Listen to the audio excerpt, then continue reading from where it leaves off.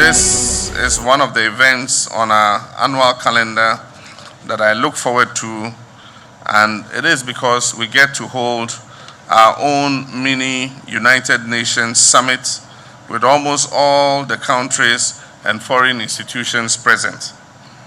You are therefore welcome to the Peduasi Lodge for this year's traditional exchange of New Year greetings.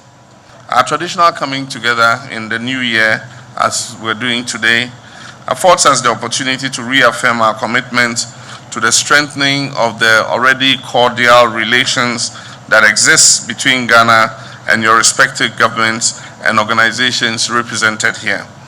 I therefore extend to the new heads of missions who assumed duty in Ghana during the past year our traditional Ghanaian welcome, in which we say Akwaba.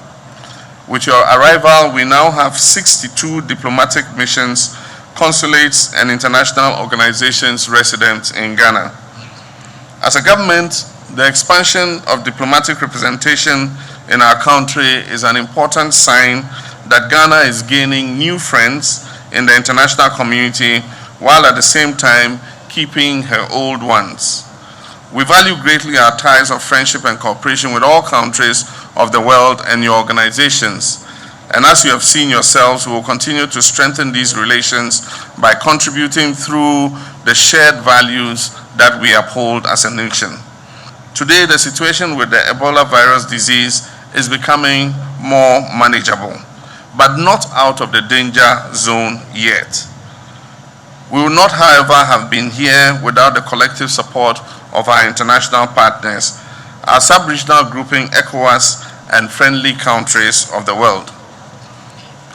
Extend to your respective governments and organizations our appreciation for the contributions made towards the fight against Ebola. As we have demonstrated, I wish to assure all our partners in ECOWAS, as well as the African Union, that you can count on Ghana's support and cooperation in counter-terrorism, counter-narcotics, combating human trafficking, and strengthening regional maritime security. When I assumed the chair of ECOWAS, I mentioned three priority areas, and these are peace and security, infrastructural development, and economic integration.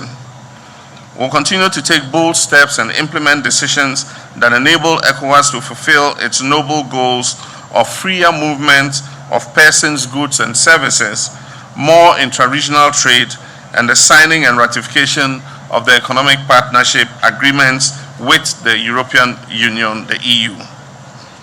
ECOWAS has done it before.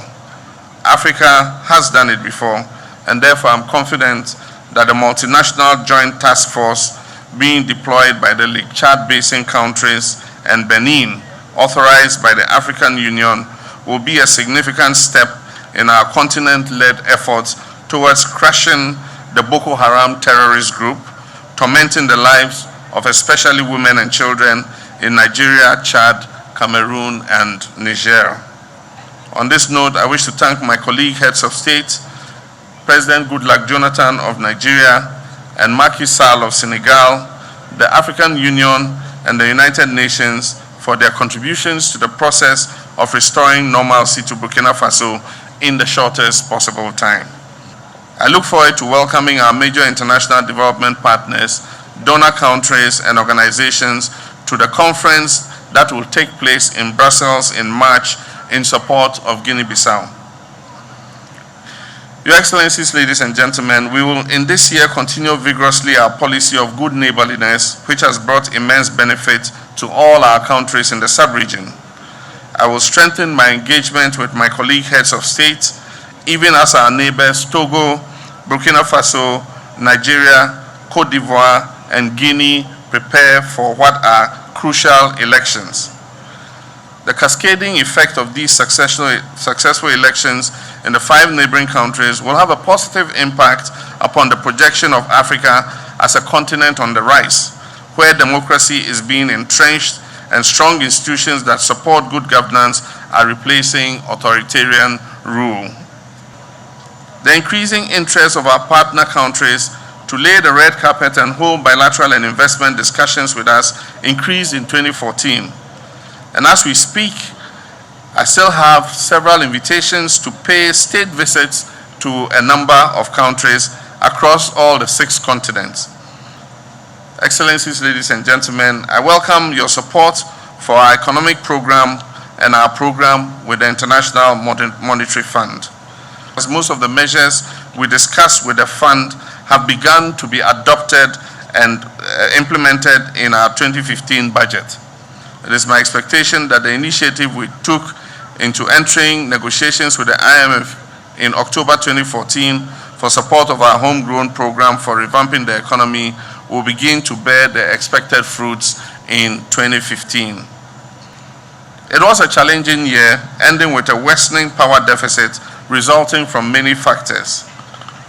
As Ghana becomes more attractive for independent power production, government will do all in its part to meet the target of the 5,000 megawatts vision and draw out a policy towards sustainable increases in generation towards meeting the growing business, industrial, and household demands we are experiencing.